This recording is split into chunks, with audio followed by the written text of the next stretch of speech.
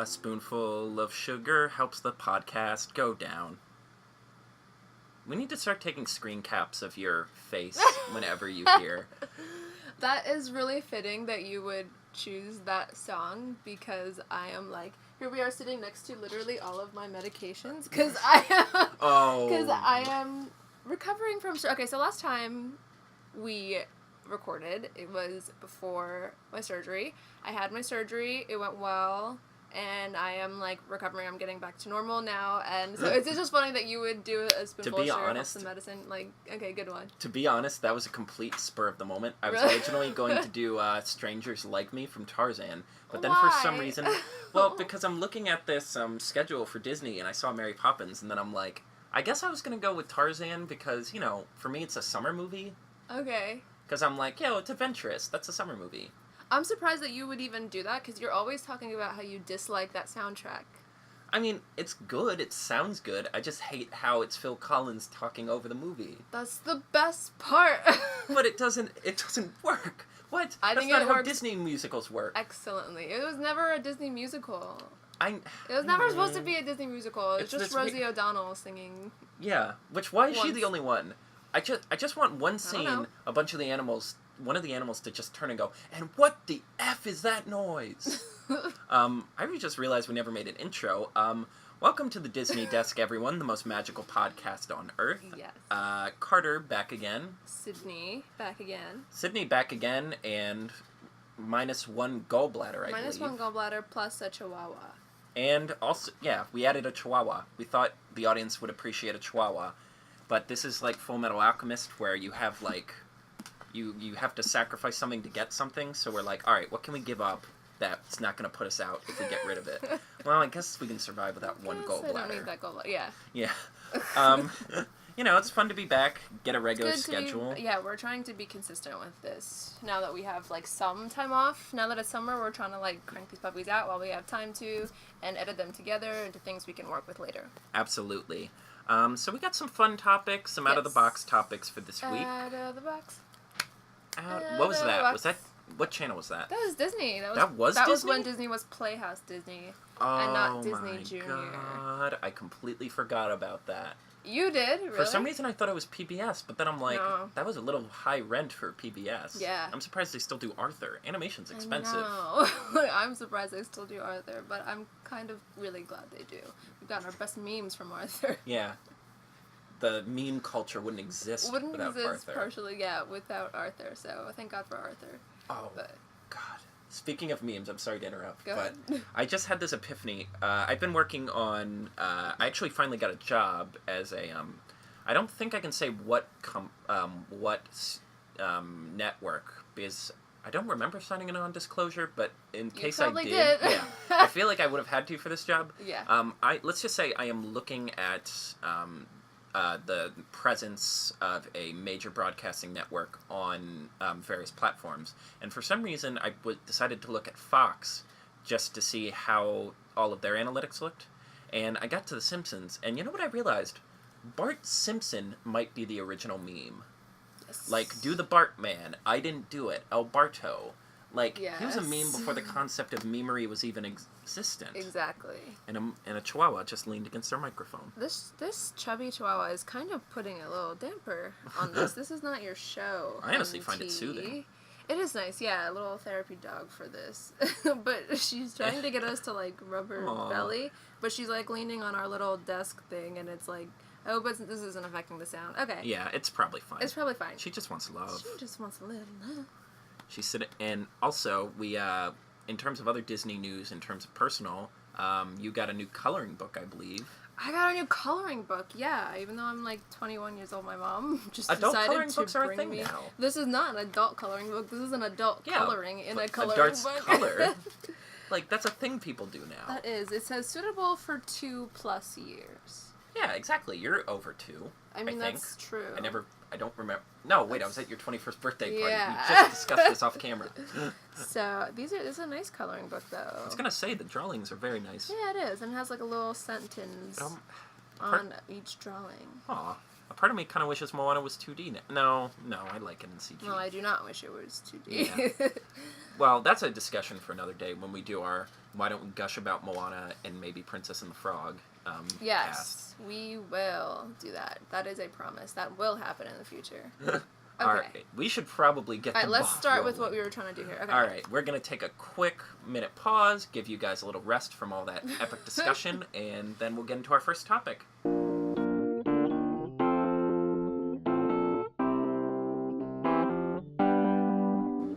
And we're back. So for this week, I actually wanted to return to D23 very quickly. I kind of hinted at this when we initially talked, but I was looking for this graphic, and Disney pretty much posts, does a big graph like this every D23, where they just line up the next couple years and what they're showing. And I just thought it was interesting, because when we look at 2017 to 2018, in terms of Disney, quote-unquote Disney films, like either animation or, either Disney, the animated company, Pixar, or like live-action remakes of stuff, we have Coco, Incredibles 2, Wreck-It Ralph, and Mary Poppins. But then we have, from Lucasfilm and Marvel, Thor Ragnarok, Star Wars The Last Jedi, Black Panther, Star Wars Han Solo, Epic Adventures of Han Solo, awesome time for everyone except the guys who made the Lego Movie because they got fired. Avengers Infinity War, and Ant-Man and the Wasp. So I think this might be the first year where the Disney stuff was really outnumbered by, for the next 2 years, Disney stuff is outnumbered by their sort of affiliate, like, places they bought. Yeah. Like, places that they technically own, but they have their own internal creative teams who make all of their stuff. Right. And I was just wondering what your thoughts about that are. Well, overall, I kind of agree with all of their choices to, like, buy everything.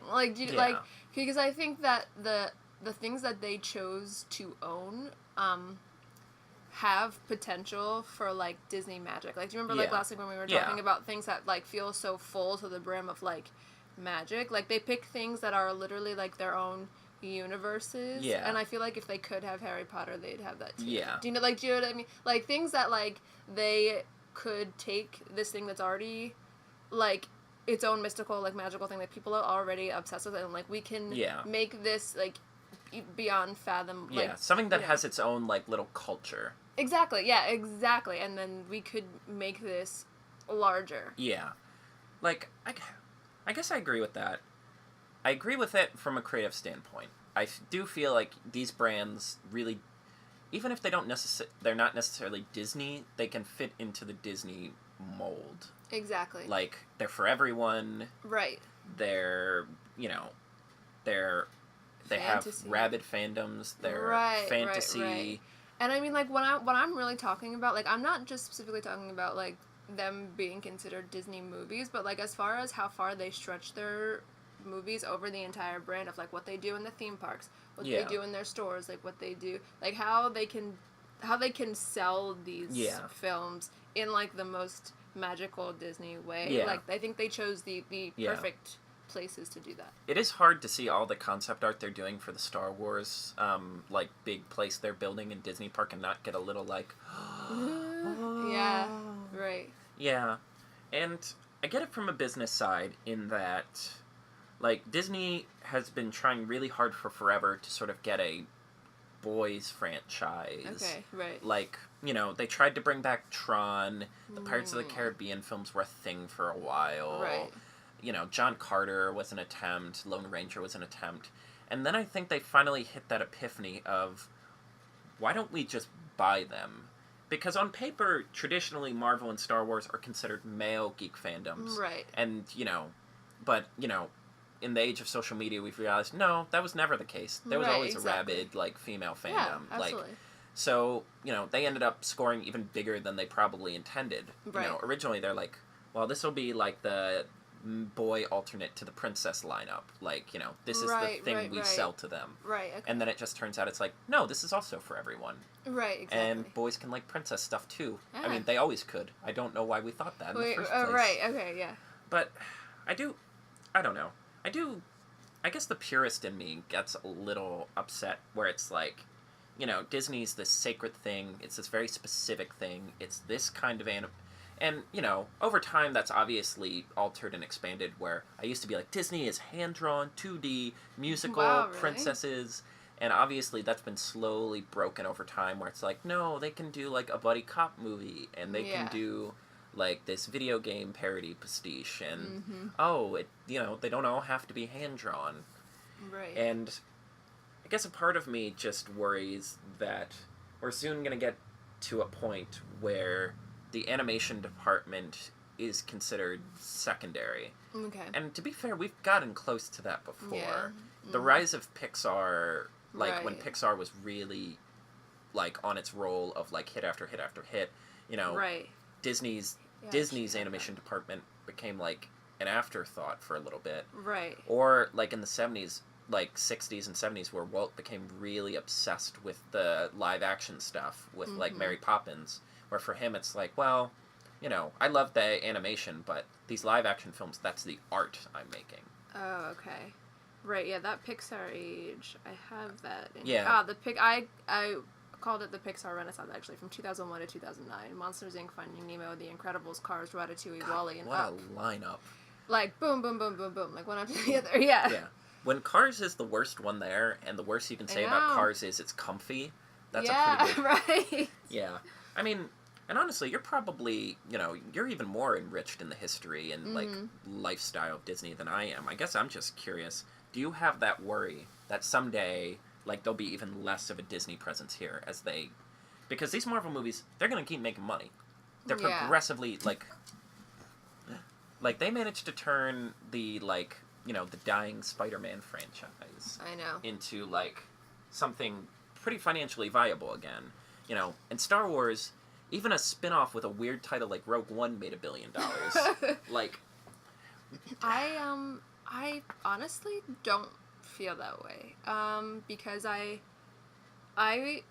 personally really, how am I trying to word this?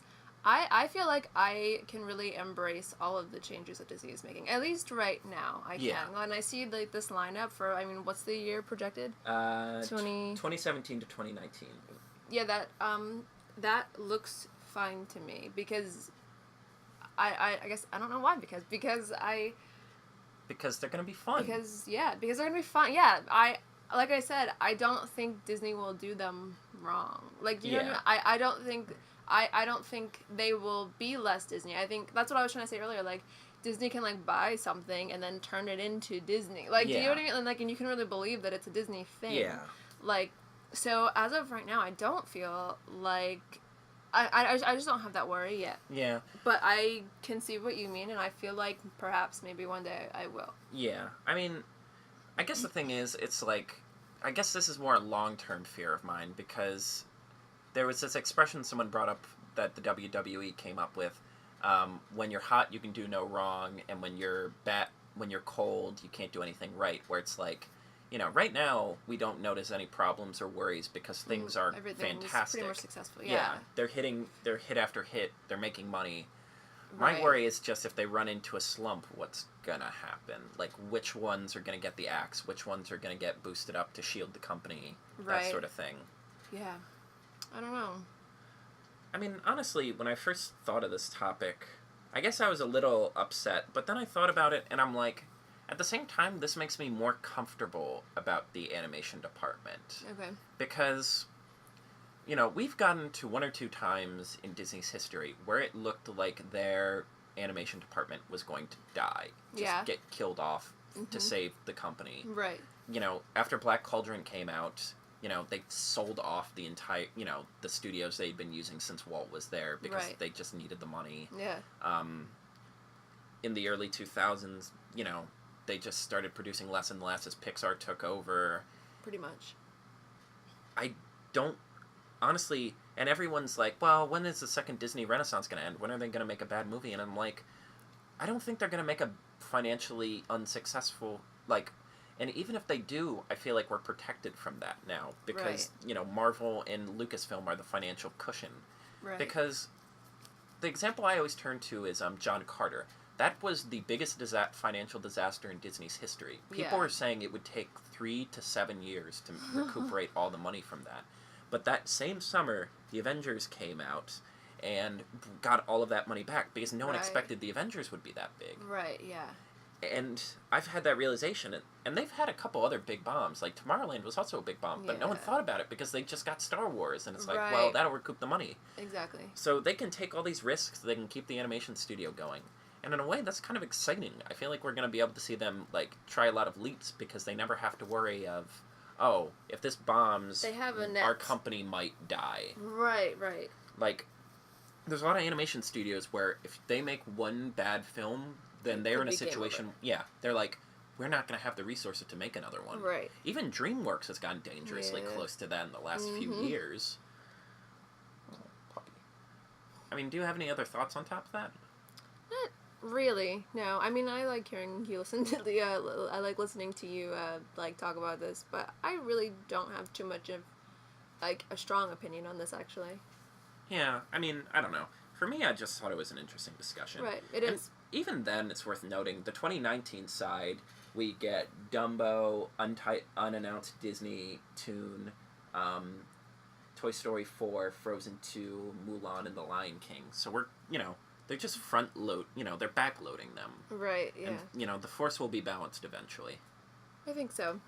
All right, we're going to take a quick pause and move on to our next topic.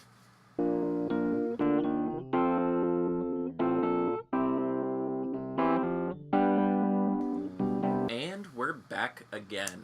And we're back. Now, this is a topic we've been meaning to talk about for kind of a while. Yeah. Probably since the origins of this podcast. Exactly, yeah. But we decided to start talking about it now. Yeah. Just because. So, okay, so what we want to talk about next is Disney's new game for, I think it's only an Apple game. I don't think I don't think iOS has that. Anyway, or Android, yeah. Oh, we are iOS. iOS is Apple's. We are iOS. Yeah, Android, yeah. It's the Disney Emoji Blitz game. And we've been playing it pretty much since it came out. Yeah. So, well, actually, the funny thing is, I think it had been out for almost a year before we started playing it. Because I first discovered it.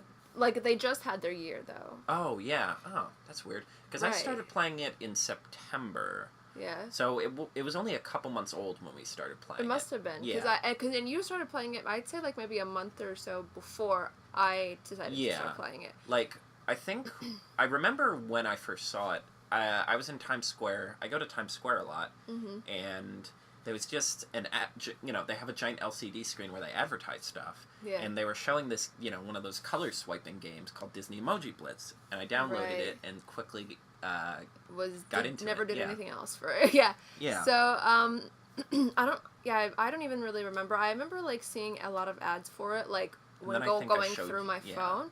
And then I guess you were like, "Do you play this?" And then I was like, "I don't know." So then I started playing it too. So anyway, they just celebrated their 1-year anniversary for the game. Well, I guess like what was that, like a month ago? About a month, or a little under a month. A little under a month Maybe ago. Maybe like 2 weeks. Probably like 2 weeks or so ago.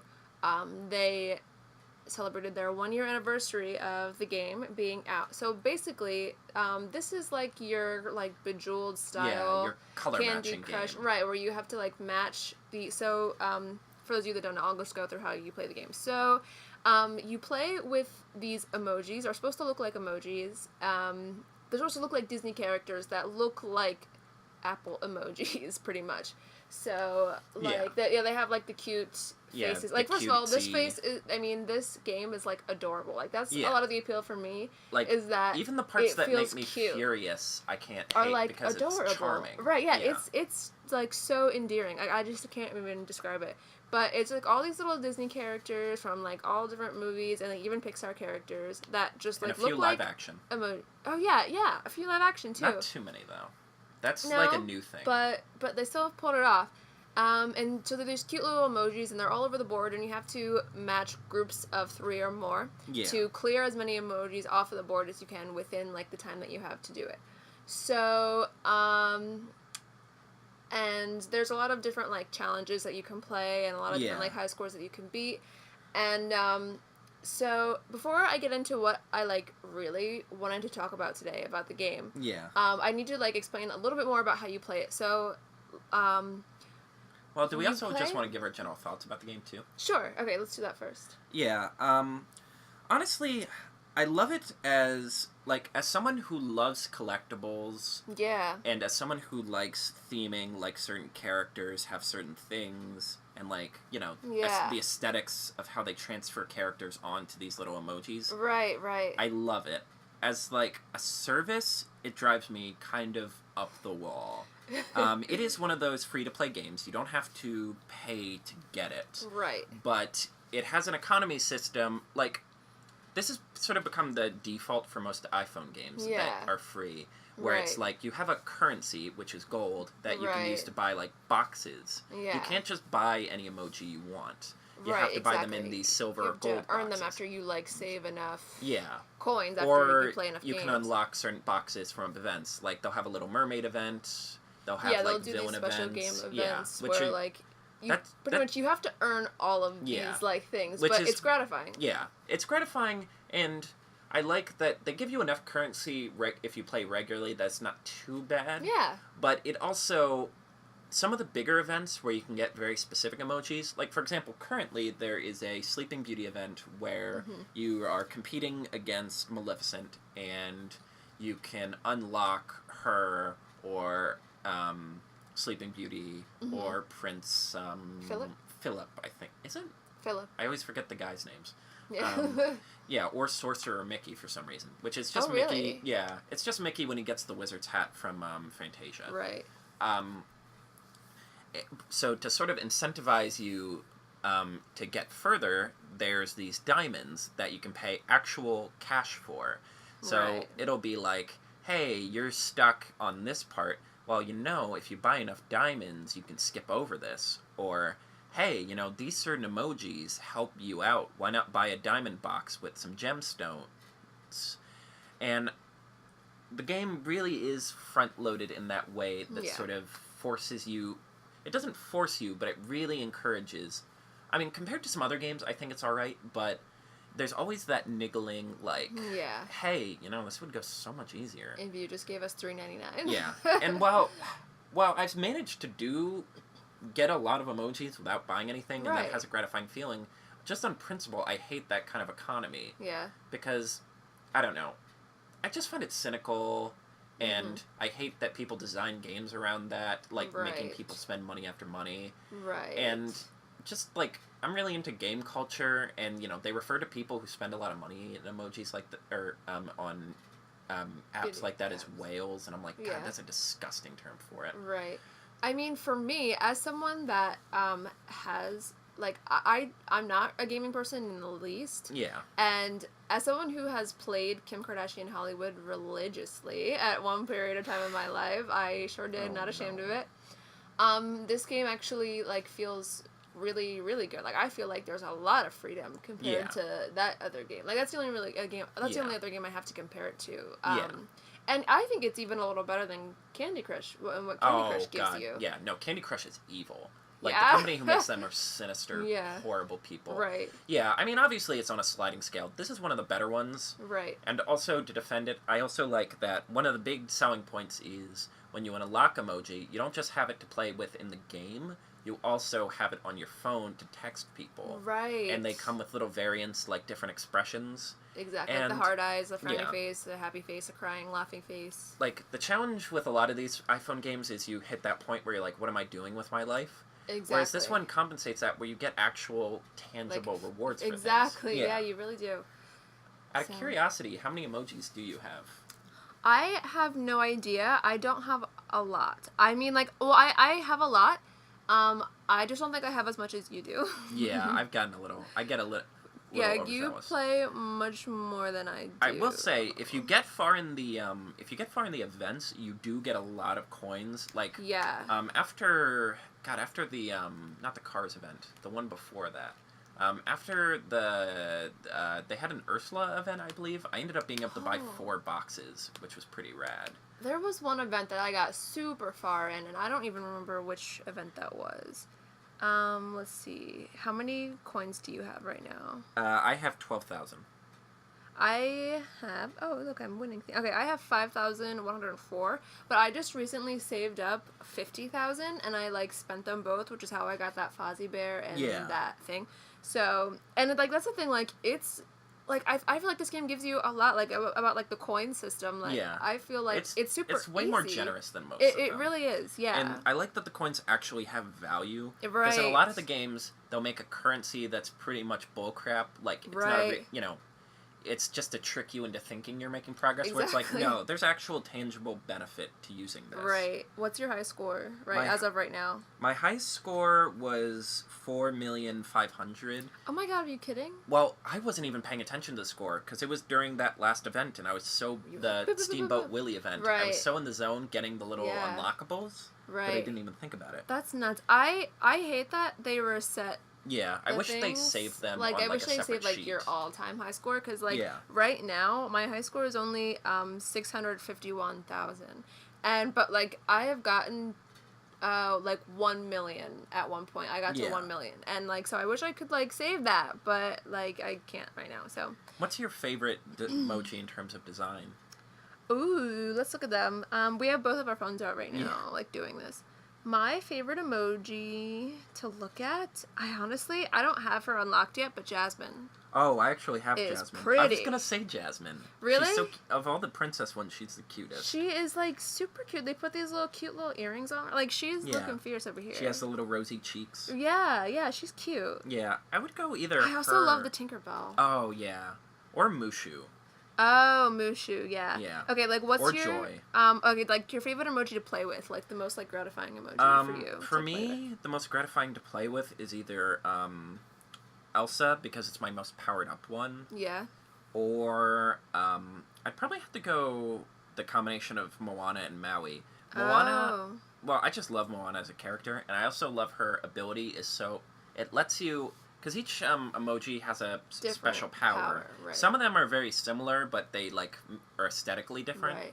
So, like, what I was saying earlier is that each emoji has, like, a power, which is kind of like a cute hint at, like, whatever they did in their movie. Yeah, but it helps you themed. clear, like, after you, like, charge up their power in the middle of the game, you can use it to help clear more emojis off the board faster. Like, here's an example. Jasmine, you press, you build up enough emojis, you press the button, and she flies across the carpet and knocks out a bunch on the top row. Exactly. Like the Mike Wazowski one, he like jumps around with he a hard hat around. And he like knocks them off the board. Yeah.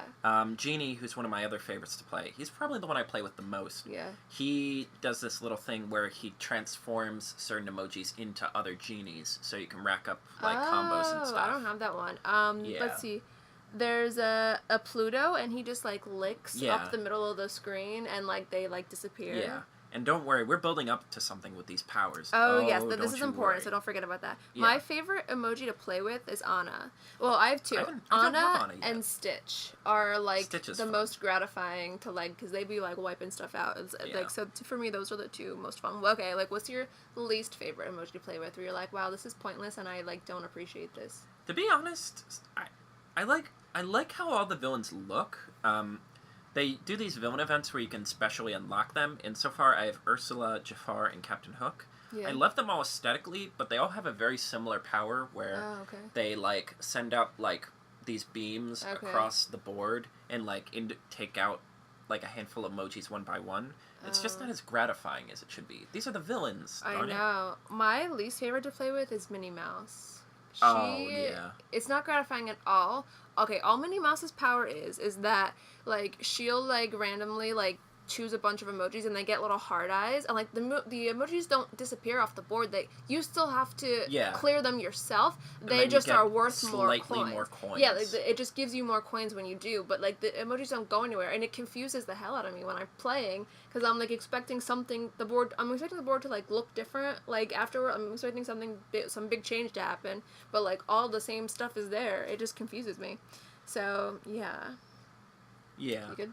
Yeah, so that, Okay. I mean, do you have any final thoughts about just the emoji as a game? Not really. Like I said, this game is, like, super addictive. It's really fun. It's very comfy. It's got this, like, cutesy music. Yeah. It's got this really, like, soothing, like, Aesthetically, playful... yeah. Aesthetically, it's gorgeous. It's beautiful. The colors... Like, the music reminds me of... I don't know why. Do you, like, remember those tapes that, like, were, like, sing-along Disney? Oh, like, I don't know why it, like, it gives me that same feeling of, like, when, like, you were watching those sing-along Disney tapes. I don't know, but it... Like, it's successful in making me feel like a kid, like, yeah, and I really enjoy it. It's, like, it's very relaxing, it's a good time waster, and, like, and before you know it, you can play forever and ever and ever. Yeah, I just find it really soothing and cathartic. It is, Even when I'm pissed that, they're, you know, it feels like they're cheating me out of certain emojis. I know, yeah. If I get one more repeat, I might lose it, though. Right, yes. Oh, we should have prefaced that. When you get boxes, you can get repeats, and sometimes that'll make them more powerful, but I don't care. I just want them all. No, I just want a different... Yeah, like, it's fun to get something new, but sometimes you get a repeat of something you already have. I'm not a Pokemon master. I'm a Pokemon collector, darn it. I know. I don't want to win I don't want to win the tournament war. Alright, what's an emoji that you don't have yet, but you're like, oh, I hope I hit it? Honestly, Belle. Oh. And just the entire... I have Cogsworth and Beast from the Beauty and the Beast collection, but I still need Mrs. Potts, Lumiere, and Belle. I want to finish that set. Oh, okay. I think they're all cute and fun. I really want Marie because she's... I don't know if I mentioned before that she's my favorite Disney character, and I just... Oh, and I wanted this Cheshire Cat. I have a little Cheshire Cat stuffed animal sitting in between us right now. I might make him the picture for the episode. Really? That's cute. But yeah, just because those are like my favorite Disney characters and I think they're adorable and I just want to have them. You know what I mean? So, okay, so let's continue with what it is I wanted to really talk about today. So this game reveals some sinister things about one of your favorite movies. The other, like, what was it, like about a week ago when we were talking about this game. It took like a weird turn for me.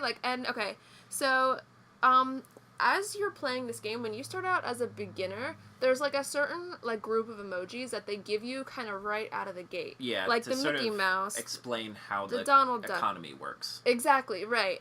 One of those characters is Simba. So we told you that we've been playing this game since, like, for at least a year now. Almost a whole year. Under a year now. And I've been playing with the Simba emoji for pretty much that long. Yeah, it's one of the first. It's one of the first ones you get. So... But the other day, like, I was playing, and for some reason, something kind of, like, weird occurred to me. So, Simba's power is that, when you build up his power, a stampede of little emoji animals, like a little gorilla, a little, like, elephant, a little stampede of, like, little emoji-looking animals run across the bottom of the board and clear out, like, the bottommost layers of emojis. And I've been looking at that for the longest time, but for some reason, the other day, I thought, is it morbid that we're making light of something that killed his father? Yeah. And then when I thought about it even further, I was like, well, I mean, what else, like, if I was designing this game, what else would I have Simba do? And then it occurred to me, like, is Simba only good at destruction? Yeah. We should preface this a little bit. It's not a stampede of, like, antelopes, like when it killed Mufasa. No, it's just random animals. Yeah, I think it's a homage to I Just Can't Wait to Be King, because he has, like, the leaf wreath that he wears to pretend he has his mane. Right. And it's like all the animals like, yeah, we're celebrating. Exactly, right. But it's still weird that you think of that scene, and instead of having it be, like, a tower or just, like, swirling... You go for a stampede of animals. Stampede. And, like, they even put animal sound. They even put, like, the elephant, like, like, they put, like, like a stampede, like, sound behind it, where it sounds like, and there's, like, clouds and, like, dirt, like... Keep in mind, within 15 minutes of that scene, Simba's dad is going to be crushed by a horde of antelopes, and he's going to be crying, trying to wake his dad up. Weren't they, like, buffalo or something? Or were they... No, that was Jungle Book. Sort of bison. Like, I didn't think they were... I'm gonna look that up real quick while antelope. we're talking. Only because, like, don't they eat the antelope? Wildebeest? Yeah, that's true. So I thought they were, like, big. Like, I thought they were some sort of, like, wildebeest, some sort of, like... You might be right, lion. Yeah. Yeah, I'm gonna look that up. Either way, I don't know why I thought of that. Yeah. So let's talk about Simba. As just a person. As a character here, what is Simba good at? Yeah. Like, is it only destruction? Is it only, like, tearing stuff down? Let's go through all of the major acts he does in this movie. Okay. He goes against his dad's wishes and goes into the shadowy, like, the elephant graveyard. Right. Which causes these hyenas to attack him. Yes. Prompting Mufasa to come and essentially upset the balance of power, essentially upset this political order of, like, look, we don't go to their, they don't bother us, we don't bother them. As long as they don't get on our turf. Also, this film did, like, well, people have talked about, like, the apartheid-esque commentary of the film, but that's not exactly what we're talking about. Right, yeah. Yeah, so he does that. Then he does I Just Can't Wait to Be King, where he causes this calamity of animals to, like, build a tower, Yertle the Turtle style, and then just collapse on each other, crushing the vizier to the king underneath the rhinoceros's rear. That is funny. Zazu. Yeah, Zazu. Spotted hyena. Hold on. Wildebeest. You're right. It's wildebeest. Oh, okay, good. Yeah, I was gonna say, really, antelope? I feel like a lion would be okay, even if they got stepped a couple times. I thought they ate the antelope. Like, I can't imagine, but... Yeah. Oh, well. Yeah, so then, after Let's that... see, Just Can't Wait to Be King, okay. Then we get to the Stampede. There's stuff that happens in between there, but not, like, destruction-based. Right. Yeah. But he hasn't done anything. Yeah, this is the big one. These are just the things that he literally does. Yeah, that he's involved with. He's at least partially complicit in a stampede that results in his dad being crushed. Right. Like, violently killed. Mm-hmm. And yes, you can say, well, didn't Scar kill Mufasa? And it's like, yeah, but they wouldn't have been he was, Simba's also a part of the problem here. Right, for sure. So then he, like a true king, runs away from his problems, meets this delightful couple who tell him, it's okay that you did that. Who cares? Yeah, it doesn't matter that you just killed the king and have essentially caused a tiny coup by his brother. You can just forget about it if you feel like forgetting about it. If you just don't want to think about it, we're just going to eat bugs and sing a song about being fine with horrible trauma. Right, exactly. Yeah, and if we're counting, like, the after effects of that death, the Pride Land dies. Like, there's no grass anymore. Right. Yeah, and yeah, you would say Scar's a surprisingly inept leader for someone who's been dreaming of this in a stark metaphor for our current political system and the attempts to repeal healthcare. Yeah, he's had years to think through this and still can't figure it out. Oh my but gosh. I don't want to get in trouble for that. So he gets the Pride Land killed, technically. So technically, that's also Simba's fault. Yeah. And then he comes back, he knocks Scar off the side of Pride Rock, causing him to also die. Mm-hmm. He's gotten 2 monarchs killed. Pretty much. And, there's a brief window. in this movie where he might be able to redeem himself. Where he realizes, the past can hurt, but I need to overcome it, and I need to reclaim my, like, birthright and be responsible and fix this. So he goes to Scar and is, like, just talking through it. And it's not working. Like, Scar is dressing him down. He's unsure of himself. None of the lionesses are coming to his aid. But then when he starts fighting Scar, he wins. So even in his attempts to rectify all of this, he resorts to more violence. Oh my gosh. Okay. Yeah.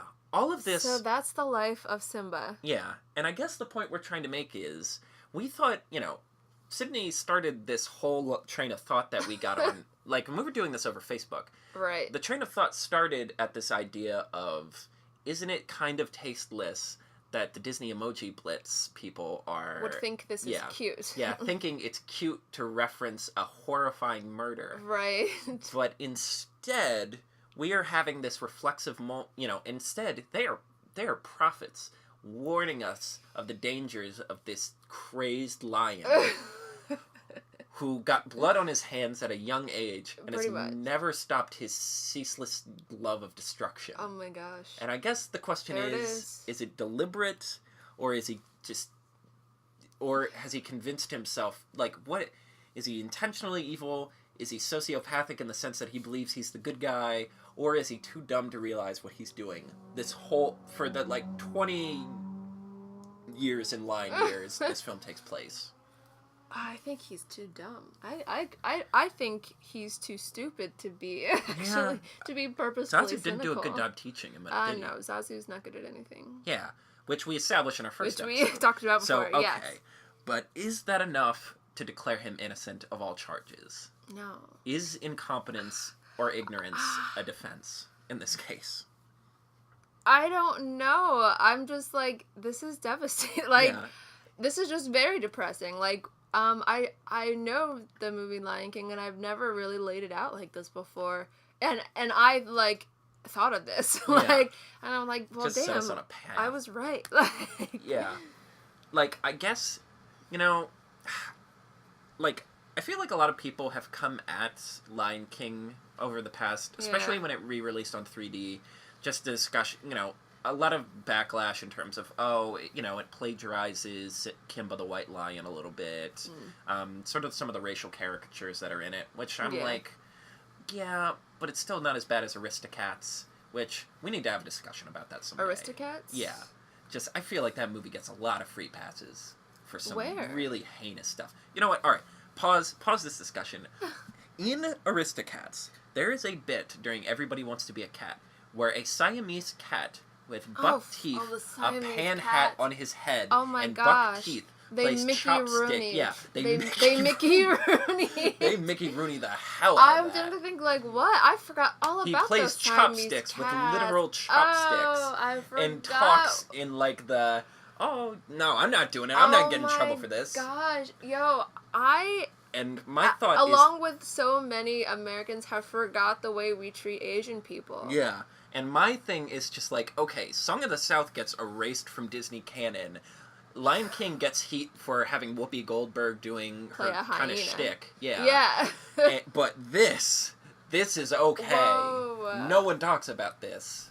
I don't know why I didn't even, like, that is one of my favorite movies, too, and I don't know why I completely forgot about the Siamese cat. You know, it's one of those things I feel like we really need to have, you know, I think America as a whole needs to have a calm discussion about this. Like, that and Peter Pan are the two, because I feel like people forget in Peter Pan the Native Americans are even in that, just because so much stuff happens. Right. Like, it's so scatological in terms of plotting. Yeah. But we need to, we'll have our discussion. We will have a discussion about Disney in general. that is coming. But, okay. Yeah, anywho, wait, crap. I don't even, okay, so The Lion King, oh my god, I really have lost track. Oh no. What were we talking about? Was it facilitated by talking about the hyenas? I feel like maybe it was. You were saying that people have criticized it when it came back out 3D. Oh, yeah. Okay. Yeah, like, you know, that some people are like, why is it so militant against, you know, it has semi-apartheid themes with the hyenas, which, one is, I don't feel like I can refute that. Yeah. But this cracks the case wide open. Right. You know, and also some people say the second half isn't as good as the first, but that's neither here nor there. We cracked the Disney desk. We're at the Disney desk here, cracking these cases wide open. Right. And I think America is in a rough place right now. We're in sort of a transitional point where we really need to decide what we are as a nation and what we stand for. And I think one of those, you know, it's not up there. I wouldn't say it's up there with some of the bigger issues, but one we need to discuss is, are we okay with one of our animated role models being a walking doomsday device? Who brings nothing but ruin and misery to all of his friends and family. Right now, I'm like looking at our current political climate, and I'm like kind of analyzing, like, in a timeline, like everything that's happened since the beginning of election season, like, and I'm kind of paralleling like that Simba, timeline like, next Simba to the would movie blush at Lion the level King. of destruction here. He's like, man, I wish I could be this good. I'm trying to find someone in politics right now that, like, is the Simba. Is it Donald Jr.? Donald. See, I want to say, like, a part of me wants to say Trump, because I also think at some point you have to realize he's just Wasn't too there a dumb. meme about that? Was there? Yes, there was a meme about wait. Because, I swear there was a Lion King meme where somebody cut out the faces of, like, Donald Trump and put it over the scene, like, where the stampede happened. Like, do you know what I mean? I don't know why I am thinking about that. I could have just made that entire thing up. But, it also may have been a meme. Because just maybe the whole Trump family, just the, like, do you get you know, do you think they realize the implications of any of this?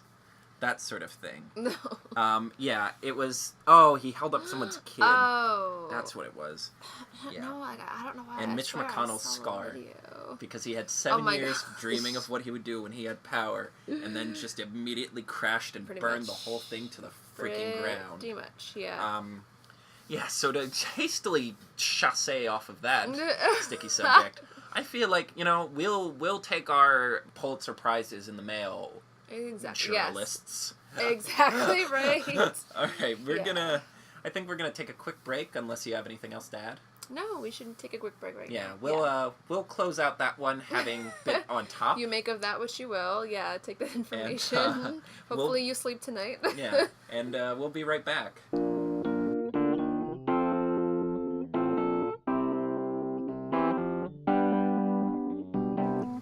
And we're back.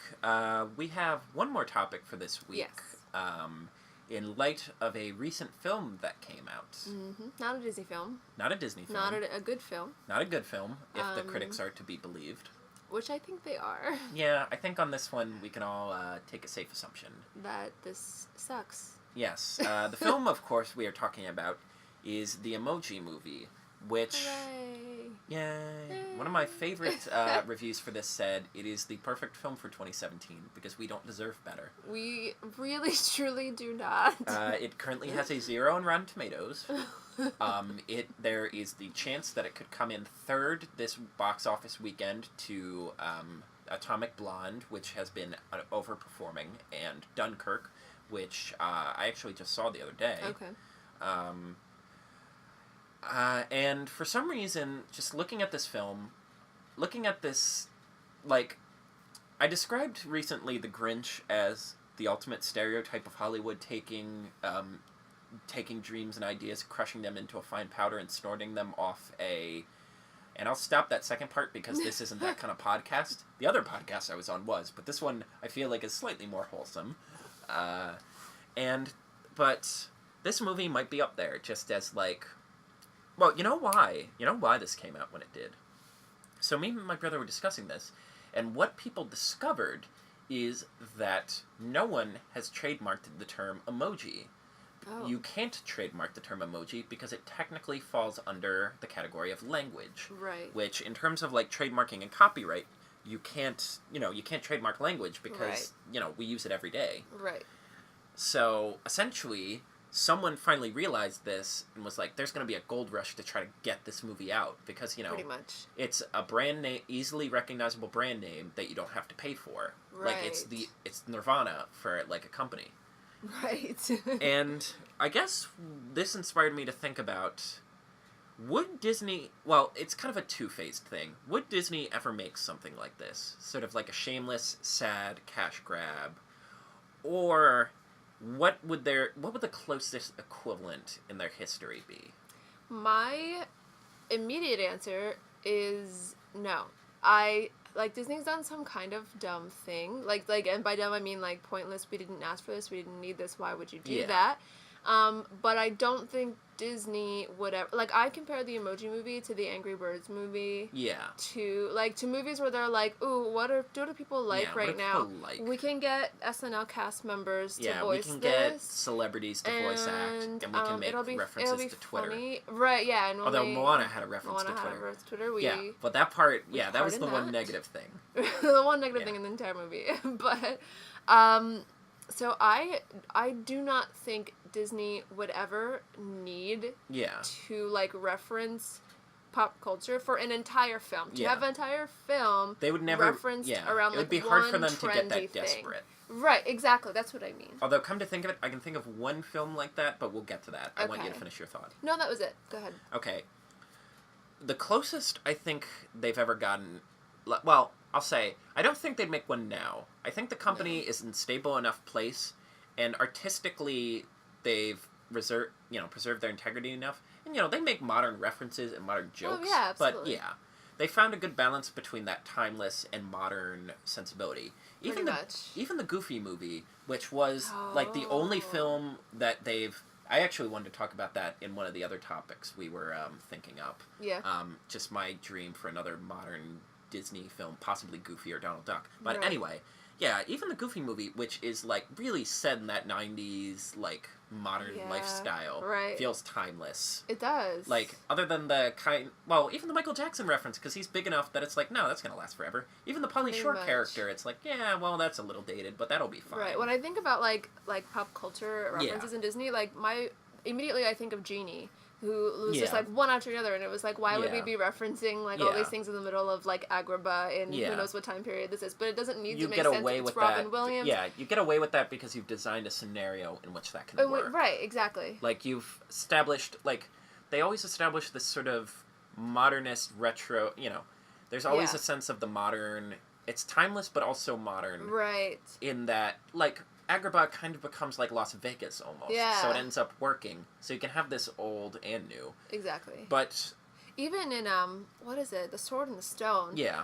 It has a lot of modern it's like references. This very campy 70s version of what the King Arthur mythos was. Right. Where they literally like referenced the 80s. Do you remember the end of that where he's like, "What's a commercial?" Like, do you remember that? Oh my god, I forgot about that. Where I haven't seen that movie in like 10 I don't know, I years. saw it in a commercial. And, like, he comes back, like, what's his name? Merlin. Merlin? Yeah. He comes back wearing, like, Converse and a... my god. Oh my god. He has, like, a Hawaiian shirt. Oh no. And then he's like... my nose is bleeding like, at the revelation of it all. commercial, and Arthur's like, "What's a commercial?" Oh no. Yeah, and oh no, you don't I've seen that? The Abyss and it's burning my retinas. Oh no. Yeah. And, like, that's fine. Every now and then it can be eye-rolly, but for the most part, it's fine. It works. I don't think it would ever happen now. I was really scared about Wreck-It Ralph when we were first pitched the concept of, like, we're gonna do the internet, man, and it's gonna be breaking the internet. Yeah, they really need to consider getting that title. I know. But, seeing actual stuff, it seems like they're actually being kind of thoughtful about it and, like, clever, so I'm willing to give it a thumbs up. Right. There are two different films, I think, that could fit this category. The first is Home on the Range. And I don't mean in terms of, like, modern references and, like, yo, man, check out my iPhone or my Facebook. Check out my Sidekick. That would have been popular by the time that came out, a Sidekick. Yeah. Hey, man, I thought MySpace was never going to go out. Why does this sound like my Sonic the Hedgehog voice? Whoa, chili dog's got to go fast. Really? That reminds me of, what's his name from Doug? The, like, mean kid. Oh, not Skeeter. No, Skeeter's the good, he's his friend. What's his name? Roger? Stenchy? I think his name was Roger. Oh, well, that's his actual name. What was that? No, because I remember from the Doug movie, like, he makes this robot that's, like, super motherly, and she's always like, Roger, Roger. And it's like, I don't go by that name. I thought like the mean kid with I swear his name was Roger. That's definitely his name, but I thought he had a nickname. Hold on. Give me a second. Doug. Okay. Well, that's what that voice sounded like to me. Doug. Yeah, give me 2 seconds, ladies now and gentlemen. We're just, like, referencing it. What were we talking about? We're going off the rails. But Home the first on the Range doesn't have too many pop culture references at all. In terms of, like, lack of inspiration and, like, it's just, like, that's the only one that I'm like, it's one of two Disney films where I'm like, this is actually hard to watch. Can I mention a movie that I think is a little hard to watch for, like, sort of that reason? Chicken Little. That was going to be my second one. Because that we is didn't even the talk closest, about this before. Oh my god. That is the closest I think they've ever gotten to the Emoji Movie in terms of, like... for sure. Of, like, why the hell are we doing I guess he doesn't have a nickname. He's just Roger. Okay. Okay. But, yeah, in terms of, like, there was an Indiana Jones reference... They're, like, literally live-action Indiana Jones. Like, all of these, like, modern references. Like, we're modernizing the Chicken Little. The sky's falling, but it's aliens. What? Like, that garbage. That smoking, insufferable garbage. It reminds me of the Jimmy Neutron movie. You remember the Jimmy Neutron? Where, like, these alien eggs, like, fall from the sky? But, like, Jimmy Neutron was kind of fun. Was supposed to be stupid. Yeah, it's supposed to be, like, zany nonsense. Stupid. Exactly. Like, there's, like, a whole bit where they're doing the chicken dance, and the kids are just like, can you believe this? Because the people who made that were artists and creative and had, like, good ideas and were self-aware. Did it deliberately. Yeah. Chicken Little is just like, well, what do kids like? The only thing that gives me gratification is thinking about how much money they wasted on that Indiana Jones joke. That doesn't even work because there's not humans in their universe. Oh my gosh. Yeah, I think that is the best example. In terms of, like, modern references, it would be that. in terms of just, like, not having a soul, because, would be Home on the Range. Because that was at a point, that was the other point where Disney was in flux. There was, you know, heads were rolling all over the place. Roy Disney, who had been kind of pushed out of the company beforehand, was starting a coup from the outside. Like, you know, it was some dark days before Lasseter took over. Like, and I guess my thing is, even at Disney's darkest points, and even films that you could argue are bad, I mean, I don't think Disney's had that many bad films. They've had forgettable or mediocre, but not bad. Right. Which is when, like, I'm worried when one of these new films is actually bad, how people are going to freak out. Right. Like, because Black Cauldron was considered rock bottom for Disney. It cost too much, people didn't like it. And honestly, you look at it now, it's good. It has heart. It has a vision. Right. They're like, you know, they had a vision they committed to. Home on the Range just didn't have a vision. It's just like, let's just make this, okay? Let's just make this. Oh, that's funny. You're right.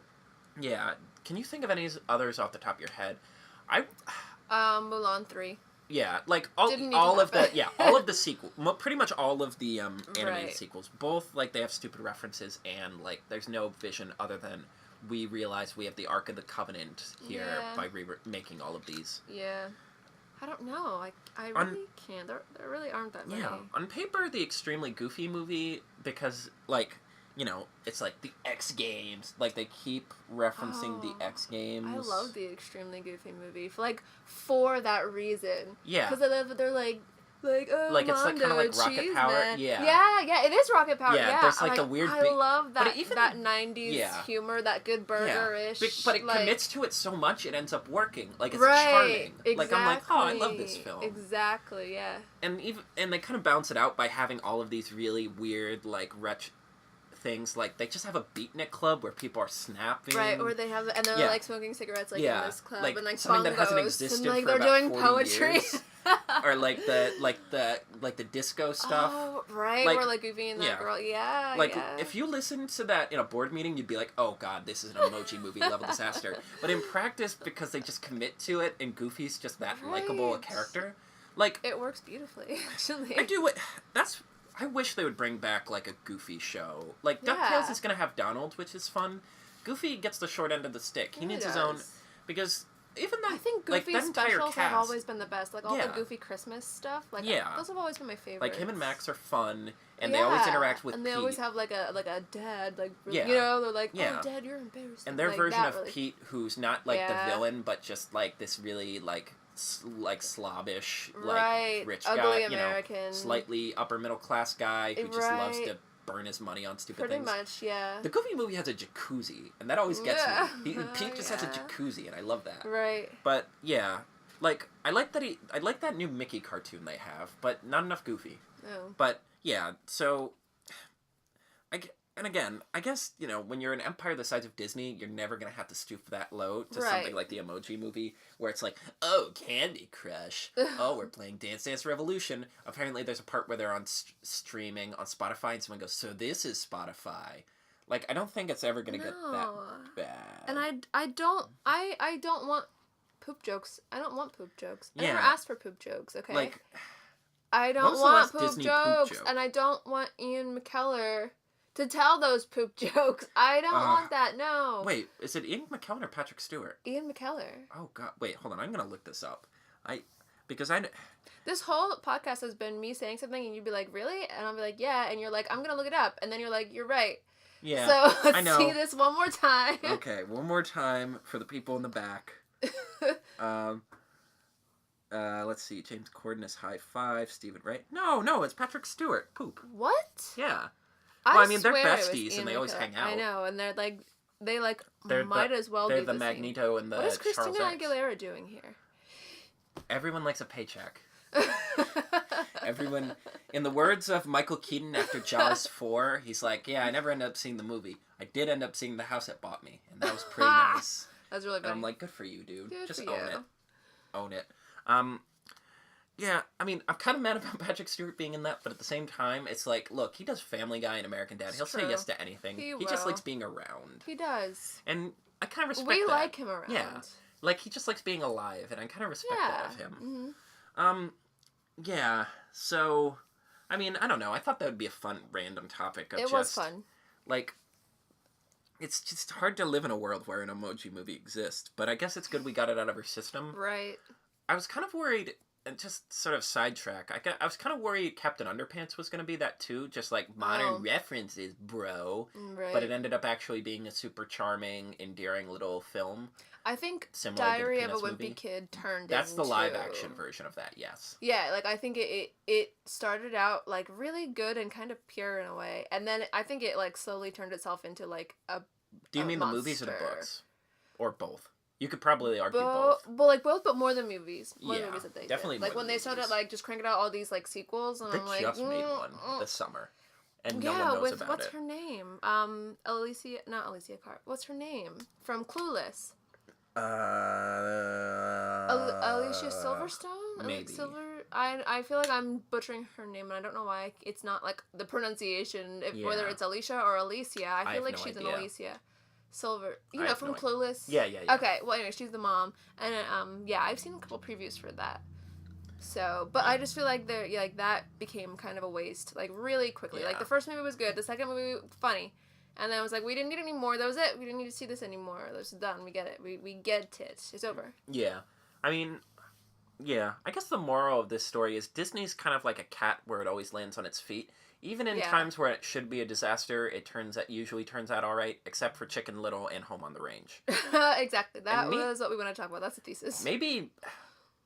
in my head, I want to say Meet the Robinsons, but that actually, that was just anarchic. Yeah, that wasn't, like, modern. Right. That was just like, oh, we have a lot of weird ideas. Let's just do them. Right. I feel like Disney has, I feel like Disney and DreamWorks, like, kind of have these, like, mirroring movies. And I feel like To Meet the Robinsons was, like, Mirror to Robots. With Amanda Robots. Bynes. I forgot about that. And Robin Williams. Oh, no, I see the abyss again. Oh, I'm going for round two. I keep bringing up these, like, dramatic no, I'm bleeding from the movie mouth. references for you. All I can taste is iron. But, like, it was... Or, like, DreamWorks will do colors? something, and then Disney will be like, I can do that better. And then... Oh, no, that's a deliberate thing. Right. That's a deliberate thing. Yeah. And it gets pretty malicious. Right. I mean, I'm just glad we haven't DreamWorks created our own Shrek thing. Yeah. Like, I think Wreck-It Ralph is the closest thing to, that's like, gonna get Shrek. to Shrek of, like, modern, dude. Right, exactly. Like, no. Shrek burned that bridge to the effing ground. Yeah. Very quickly. Yeah, by the third movie. Yeah. It's really, the first movie is really pushing it, though. Yeah. Like... Honestly, I think we should talk about... We should have an episode that's not Disney. Well, no, I just mean, I think you can't talk about Shrek without talking about Disney, because that's true. When you really look at it and know the backstory of what happened to Jeffrey Katzenberg and Michael Eisner at Disney, that entire film is just Jeffrey Katzenberg grinding his axe about Disney. And it just kind of ruins the film for me. Right. Maybe we could do that as a topic next week, because we could talk about that for like half an hour. Other things that, like, Disney has spoiled for other people. Yeah. Like, that would be fun. Yeah. So long story short, we live in a world where the Emoji Movie exists. We are in the Cthulhu part where he opens up the portal to the abyss and everyone goes mad from the revelation. Pretty much. And yeah, the heart of the darkness consumes the entire universe. Exactly, yeah. And there's nothing you can do to stop it. Nope. All right. That's all. We're on that Thank you for listening. We're going to take a quick siesta and come right back. Right.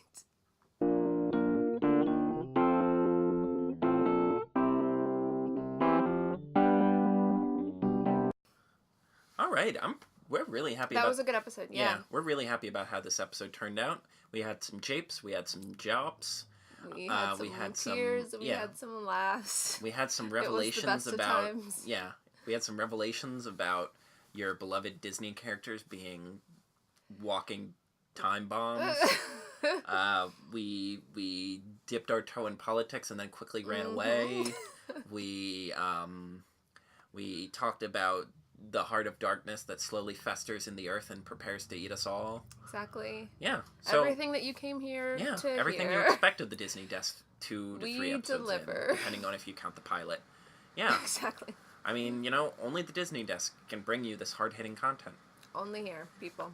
Yeah, so we're gonna wrap it up for this week, and we're gonna come back even better next week. Yep. And until then, I'm Carter. I'm Sydney.